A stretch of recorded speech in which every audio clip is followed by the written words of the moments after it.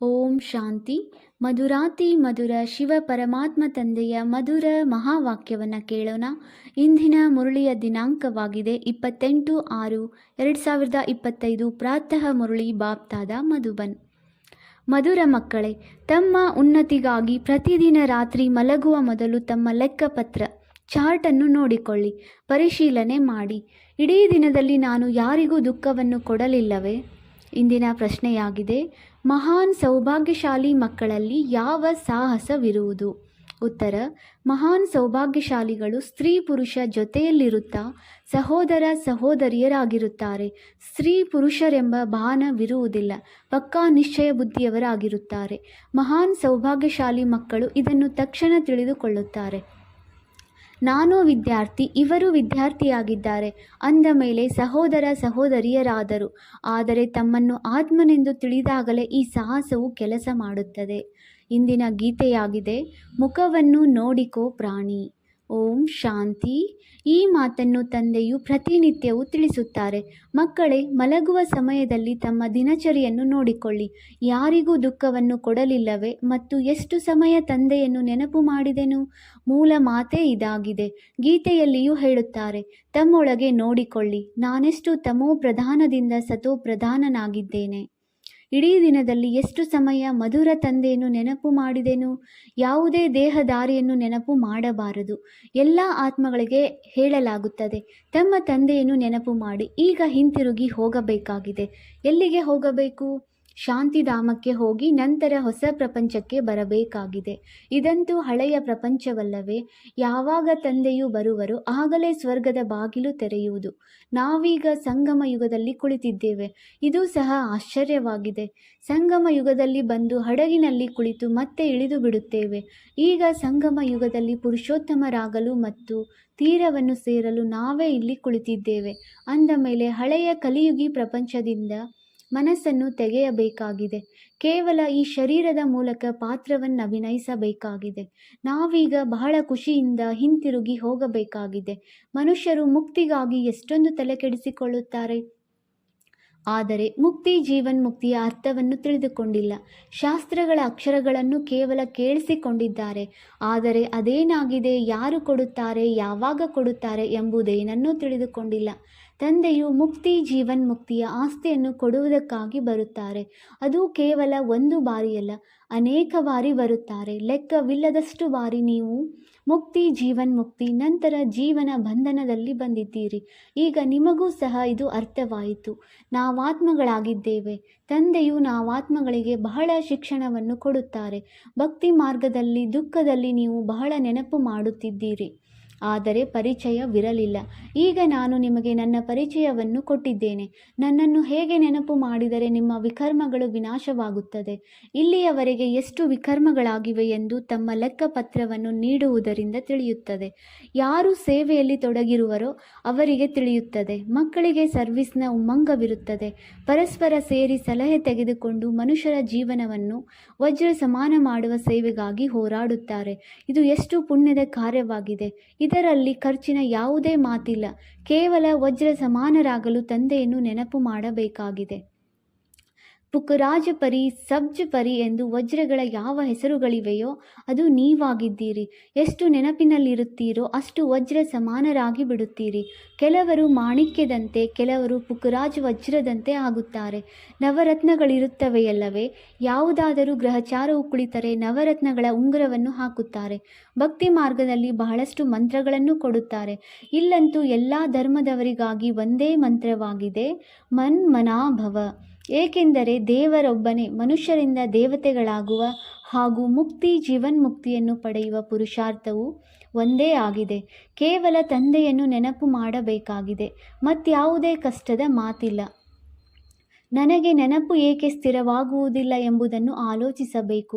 ಇಡೀ ದಿನದಲ್ಲಿ ಇಷ್ಟು ಕಡಿಮೆ ನೆನಪು ಮಾಡಿದೆನು. ಯಾವಾಗ ಈ ನೆನಪಿನಿಂದ ನಾವು ಸದಾ ಆರೋಗ್ಯವಂತರು ನಿರೋಗಿಗಳಾಗುತ್ತೇವೆಂದರೆ ತಮ್ಮ ಚಾರ್ಟನ್ನು ಇಟ್ಟುಕೊಂಡು ನಾವೇಕೆ ಉನ್ನತಿಯನ್ನು ಪಡೆಯಬಾರದು? ಅನೇಕರಿದ್ದಾರೆ, 2-4 ದಿನ ಚಾರ್ಟನ್ನಿಟ್ಟು ಮತ್ತೆ ಮರೆತು ಹೋಗುತ್ತಾರೆ. ಯಾರಿಗೆ ಬೇಕಾದರೂ ಈ ಜ್ಞಾನವನ್ನು ತಿಳಿಸುವುದು ಬಹಳ ಸುಲಭವಾಗುತ್ತದೆ.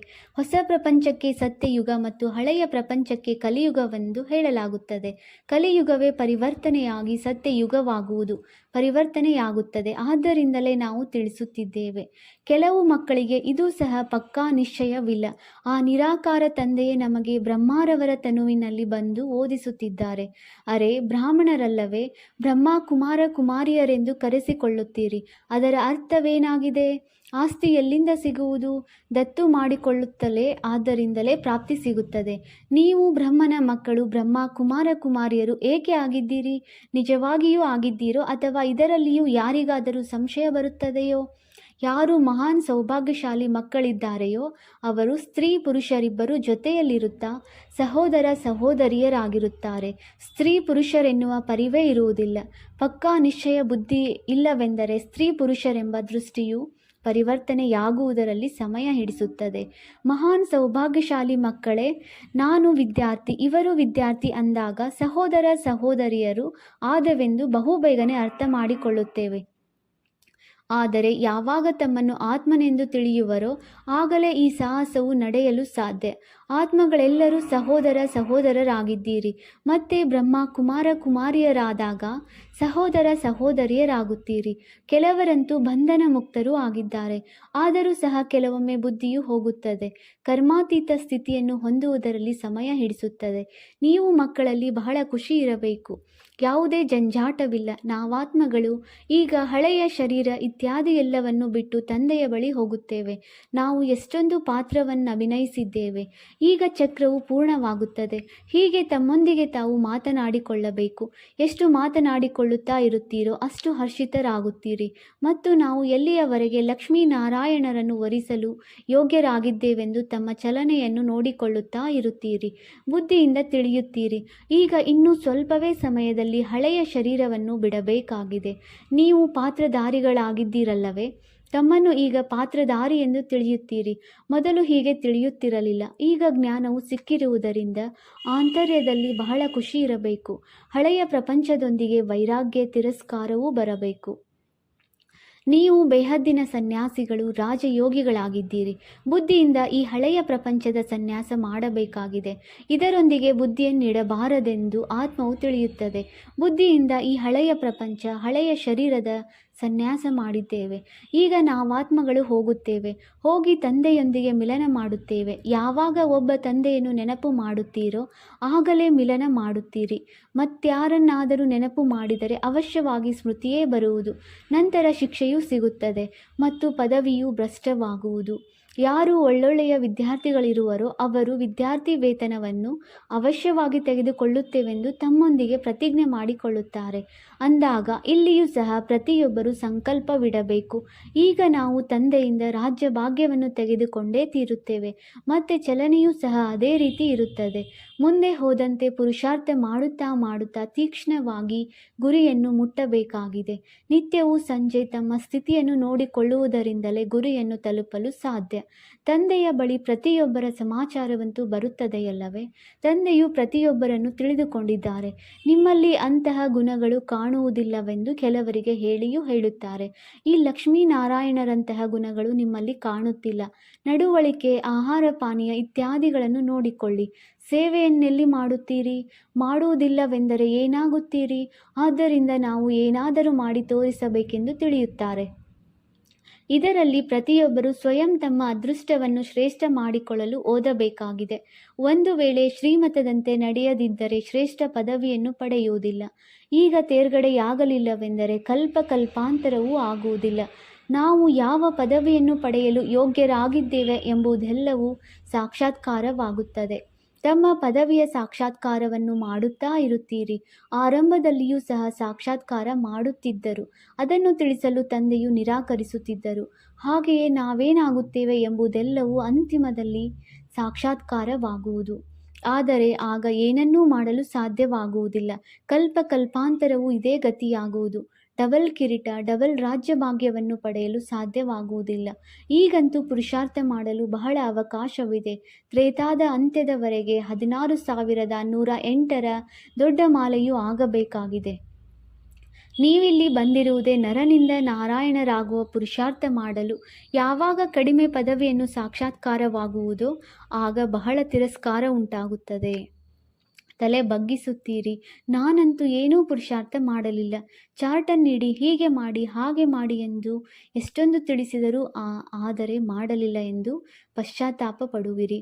ಆದ್ದರಿಂದ ತಂದೆಯು ತಿಳಿಸುತ್ತಾರೆ, ಯಾರೆಲ್ಲ ಮಕ್ಕಳು ಬರುವರೋ ಎಲ್ಲರ ಭಾವಚಿತ್ರಗಳಿರಲಿ, ಬಲೆ ಸಾಮೂಹಿಕ ಭಾವಚಿತ್ರವೇ ಆಗಿರಲಿ. ಪಾರ್ಟಿಯನ್ನು ಕರೆದುಕೊಂಡು ಬರುತ್ತೀರಲ್ಲವೇ, ಮತ್ತೆ ಆ ಭಾವಚಿತ್ರದಲ್ಲಿ ದಿನಾಂಕ, ಕ್ರಮ ಸಂಖ್ಯೆ ಎಲ್ಲವೂ ಬರೆಯಲ್ಪಟ್ಟಿರಲಿ. ಇದರಿಂದ ನಂತರ ಯಾರ್ಯಾರು ಬಿದ್ದು ಹೋದರೆಂದು ತಂದೆಯು ತಿಳಿಸುತ್ತಾರೆ.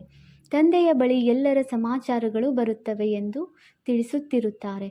ಎಷ್ಟೊಂದು ಮಕ್ಕಳನ್ನು ಮಾಯೆಯು ತೆಗೆದುಕೊಂಡು ಹೋಯಿತು, ಸಮಾಪ್ತಿಯಾದರು. ಕೆಲವರು ಕನ್ಯೆಯರು ಸಹ ಬೀಳುತ್ತಾರೆ, ದುರ್ಗತಿಯನ್ನು ಪಡೆದುಕೊಳ್ಳುತ್ತಾರೆ. ಮಾತೇ ಕೇಳಬೇಡಿ. ಆದ್ದರಿಂದ ತಂದೆಯು ತಿಳಿಸುತ್ತಾರೆ, ಮಕ್ಕಳೇ, ಎಚ್ಚರದಿಂದಿರಿ. ಮಾಯೆಯು ಯಾವುದಾದರೊಂದು ರೂಪವನ್ನು ಧರಿಸಿ ಹಿಡಿದುಕೊಳ್ಳುತ್ತದೆ. ಯಾರದೇ ನಾಮ ರೂಪದ ಕಡೆ ನೋಡಲೂ ಬೇಡಿ. ಬಲೆ ಈ ಕಣ್ಣುಗಳಿಂದ ನೋಡುತ್ತೀರಿ, ಆದರೆ ಬುದ್ಧಿಯಲ್ಲಿ ಒಬ್ಬ ತಂದೆಯದೇ ನೆನಪಿರಲಿ. ಮೂರನೆಯ ನೇತ್ರವು ಇದಕ್ಕಾಗಿಯೇ ಸಿಕ್ಕಿದೆ. ತಂದೆಯನ್ನೇ ನೋಡಿ ಮತ್ತು ನೆನಪು ಮಾಡಿ. ದೇಹಾಭಿಮಾನವನ್ನು ಬಿಡುತ್ತಾ ಹೋಗಿ, ಅಂದರೆ ಕೆಳಗೆ ನೋಡಿಕೊಂಡು ಅನ್ಯರೊಂದಿಗೆ ಮಾತನಾಡಿ ಎಂದಲ್ಲ. ಈ ರೀತಿ ನಿರ್ಬಲರಾಗಬಾರದು. ನೋಡುತ್ತಿದ್ದರೂ ಸಹ ಬುದ್ಧಿಯೋಗವು ತಮ್ಮ ಪ್ರಿಯತಮನ ಕಡೆ ಇರಲಿ. ಈ ಪ್ರಪಂಚವನ್ನು ನೋಡುತ್ತಿದ್ದರೂ ಸಹ ಇದು ಸ್ಮಶಾನವಾಗಲಿದೆ ಎಂದು ಆಂತರ್ಯದಲ್ಲಿ ತಿಳಿಯಿರಿ. ಇದರೊಂದಿಗೇನು ಸಂಬಂಧವನ್ನಿಡುತ್ತೀರಿ? ನಿಮಗೆ ಜ್ಞಾನವೂ ಸಿಗುತ್ತದೆ, ಅದನ್ನು ಧಾರಣೆ ಮಾಡಿ ಅದರನುಸಾರ ನಡೆಯಬೇಕಾಗಿದೆ. ನೀವು ಮಕ್ಕಳು ಪ್ರದರ್ಶಿನಿಯಲ್ಲಿ ತಿಳಿಸುವಾಗ ಸಾವಿರಾರು ಬಾರಿ ಬಾಯಿಯಿಂದ ಬಾಬಾ ಬಾಬಾ ಎಂದು ಬರಬೇಕು. ತಂದೆಯನ್ನು ನೆನಪು ಮಾಡುವುದರಿಂದ ನಿಮಗೆ ಎಷ್ಟೊಂದು ಲಾಭವಾಗುವುದು. ಶಿವ ತಂದೆಯು ತಿಳಿಸುತ್ತಾರೆ, ನನ್ನೊಬ್ಬನನ್ನೇ ನೆನಪು ಮಾಡಿ, ಆಗ ವಿಕರ್ಮಗಳು ವಿನಾಶವಾಗುತ್ತವೆ.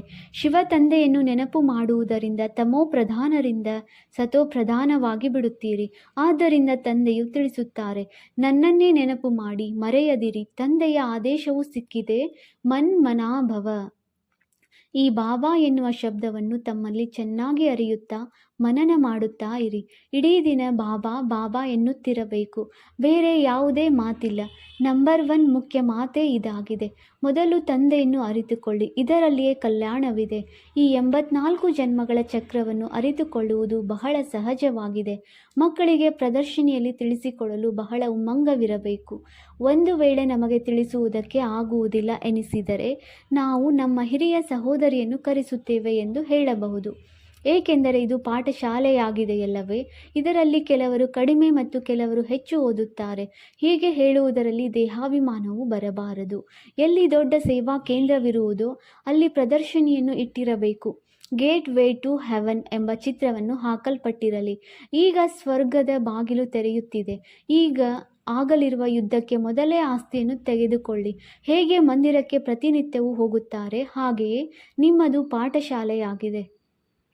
ಚಿತ್ರಗಳನ್ನು ಹಾಕಿದ್ದಾಗ ಅದರ ಬಗ್ಗೆ ತಿಳಿಸುವುದರಲ್ಲಿ ಸಹಜವಾಗುವುದು. ನಾವು ನಮ್ಮ ಪಾಠಶಾಲೆಯನ್ನು ಚಿತ್ರಶಾಲೆಯನ್ನಾಗಿ ಹೇಗೆ ಮಾಡುವುದು ಪ್ರಯತ್ನ ಪಡಿ. ನೋಡುವುದಕ್ಕೆ ಸುಂದರವಾಗಿದ್ದಾಗ ಮನುಷ್ಯರು ಬರುತ್ತಾರೆ. ವೈಕುಂಠದಲ್ಲಿ ಹೋಗುವ ಮಾತು 1 ಸೆಕೆಂಡ್ನಲ್ಲಿ ತಿಳಿದುಕೊಳ್ಳುವ ಮಾತಾಗಿದೆ. ತಂದೆಯು ತಿಳಿಸುತ್ತಾರೆ, ತಮೋ ಪ್ರಧಾನರಂತೂ ವೈಕುಂಠದಲ್ಲಿ ಹೋಗಲು ಸಾಧ್ಯವಿಲ್ಲ. ಹೊಸ ಪ್ರಪಂಚದಲ್ಲಿ ಹೋಗಲು ಸತೋ ಪ್ರಧಾನರಾಗಬೇಕಾಗಿದೆ. ಇದರಲ್ಲಿ ಏನೂ ಖರ್ಚಿಲ್ಲ. ಯಾವುದೇ ಮಂದಿರ ಅಥವಾ ಚರ್ಚ್ಗಳು ಇತ್ಯಾದಿಗಳಿಲ್ಲ. ಹೋಗುವ ಅವಶ್ಯಕತೆ ಇಲ್ಲ. ನೆನಪು ಮಾಡುತ್ತಾ ಮಾಡುತ್ತಾ ಪವಿತ್ರರಾಗಿ ನೇರವಾಗಿ ಮಧುರ ಮನೆಗೆ ಹೋಗುತ್ತೀರಿ. ನಾನು ಗ್ಯಾರಂಟಿ ಕೊಡುತ್ತೇನೆ, ನೀವು ಅಪವಿತ್ರರಿಂದ ಈ ರೀತಿ ಪವಿತ್ರರಾಗಿ ಬಿಡುತ್ತೀರಿ. ಗೋಲದ ಚಿತ್ರದಲ್ಲಿ ದ್ವಾರವು ಬಹಳ ದೊಡ್ಡದಾಗಿ ಚಿತ್ರಿಸಬೇಕು. ಸ್ವರ್ಗದ ದ್ವಾರವು ಹೇಗೆ ತೆರೆಯುತ್ತದೆ? ಎಷ್ಟೊಂದು ಸ್ಪಷ್ಟವಾಗಿದೆ. ನರಕದ ದ್ವಾರವು ಮುಚ್ಚಲ್ಪಡುವುದು. ಸ್ವರ್ಗದಲ್ಲಿ ನರಕದ ಹೆಸರೂ ಇರುವುದಿಲ್ಲ. ಕೃಷ್ಣನನ್ನು ಎಷ್ಟೊಂದು ನೆನಪು ಮಾಡುತ್ತಾರೆ, ಆದರೆ ಕೃಷ್ಣನು ಯಾವಾಗ ಬರುತ್ತಾನೆಂದು ಯಾರಿಗೂ ತಿಳಿದಿಲ್ಲ. ತಂದೆಯನ್ನೇ ಅರಿತುಕೊಂಡಿಲ್ಲ. ಭಗವಂತನು ನಮಗೆ ಪುನಃ ರಾಜಯೋಗವನ್ನು ಕಲಿಸುತ್ತಾರೆ ಎಂಬುದು ನೆನಪಿದ್ದರೂ ಸಹ ಎಷ್ಟೊಂದು ಖುಷಿ ಇರುವುದು. ಮತ್ತು ನಾವು ಈಶ್ವರಿಯ ವಿದ್ಯಾರ್ಥಿಗಳಾಗಿದ್ದೇವೆ ಎಂಬ ಖುಷಿ ಇರಲಿ. ಇದನ್ನೇಕೆ ಮರೆಯುವಿರಿ? ಒಳ್ಳೆಯದು. ಮಧುರಾತಿ ಮಧುರ ಅಗಲಿ ಹೋಗಿ ಮರಳಿ ಸಿಕ್ಕಿರುವಂತಹ ಮಕ್ಕಳಿಗೆ ಮಾತಾಪಿತ ಬಾಪ್ದಾದಾರವರ ನೆನಪು, ಪ್ರೀತಿ ಹಾಗೂ ನಮಸ್ತೆ. ಆತ್ಮೀಯ ಮಕ್ಕಳಿಗೆ ಆತ್ಮೀಯ ತಂದೆಯ ನಮಸ್ತೆ. ನಾವು ಆತ್ಮೀಯ ಮಕ್ಕಳಿಂದ ಆತ್ಮೀಯ ತಂದೆಗೆ ನೆನಪು, ಪ್ರೀತಿ ಹಾಗೂ ನಮಸ್ತೆ ನಮಸ್ತೆ ನಮಸ್ತೆ. ಧಾರಣೆಗಾಗಿ ಮುಖ್ಯ ಸಾರ. ಪಾಯಿಂಟ್ ನಂಬರ್ 1, ಇಡೀ ದಿನ ಬಾಯಿಂದ ಬಾಬಾ ಬಾಬಾ ಎಂದು ಬರುತ್ತಿರಲಿ. ಕೊನೆ ಪಕ್ಷ ಪ್ರದರ್ಶಿನಿ ಇತ್ಯಾದಿಗಳಲ್ಲಿ ತಿಳಿಸಿಕೊಡುವ ಸಮಯದಲ್ಲಿ ಸಾವಿರಾರು ಬಾರಿ ಬಾಬಾ ಬಾಬಾ ಎನ್ನಿರಿ. ಪಾಯಿಂಟ್ ನಂಬರ್ 2, ಈ ಕಣ್ಣುಗಳಿಂದ ಎಲ್ಲವನ್ನೂ ನೋಡುತ್ತಲೂ ಒಬ್ಬ ತಂದೆಯ ನೆನಪಿರಲಿ. ಪರಸ್ಪರ ಮಾತನಾಡುತ್ತಾ ಮೂರನೆಯ ನೇತ್ರದ ಮೂಲಕ ಆತ್ಮವನ್ನು ಮತ್ತು ಆತ್ಮದ ತಂದೆಯನ್ನು ನೋಡುವ ಅಭ್ಯಾಸ ಮಾಡಬೇಕಾಗಿದೆ. ವರದಾನ: ಪ್ರತಿ ಸೆಕೆಂಡ್ ಮತ್ತು ಸಂಕಲ್ಪವನ್ನು ಅಮೂಲ್ಯ ವಿಧಿಯಿಂದ ಉಪಯೋಗಿಸುವಂತಹ ಅಮೂಲ್ಯ ರತ್ನ ಭವ. ಸಂಗಮ ಯುಗದ 1 ಸೆಕೆಂಡ್ ಸಹ ಬಹಳ ಅಮೂಲ್ಯವಾದುದು. ಯಾವ ರೀತಿ 1ಕ್ಕೆ ಲಕ್ಷಪಟ್ಟು ಆಗುತ್ತದೆಯೋ ಹಾಗೆಯೇ 1 ಸೆಕೆಂಡ್ ಸಹ ವ್ಯರ್ಥವಾಗುತ್ತದೆ ಎಂದರೆ ಲಕ್ಷಪಟ್ಟು ವ್ಯರ್ಥವಾಗಿ ಬಿಡುತ್ತದೆ. ಆದ್ದರಿಂದ ಇಷ್ಟು ಗಮನವನ್ನಿಡುತ್ತೀರೆಂದರೆ ಹುಡುಗಾಟಿಕೆಯು ಸಮಾಪ್ತಿಯಾಗುತ್ತದೆ. ಈಗಂತೂ ಲೆಕ್ಕ ತೆಗೆದುಕೊಳ್ಳುವವರು ಯಾರೂ ಇಲ್ಲ.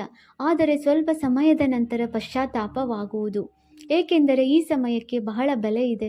ಯಾರು ತನ್ನ ಪ್ರತಿ ಸೆಕೆಂಡ್ ಪ್ರತಿ ಸಂಕಲ್ಪವನ್ನು ಅಮೂಲ್ಯವಾಗಿ ಉಪಯೋಗಿಸುತ್ತಾರೆಯೋ ಅವರೇ ಅಮೂಲ್ಯ ರತ್ನಗಳು ಆಗುವರು.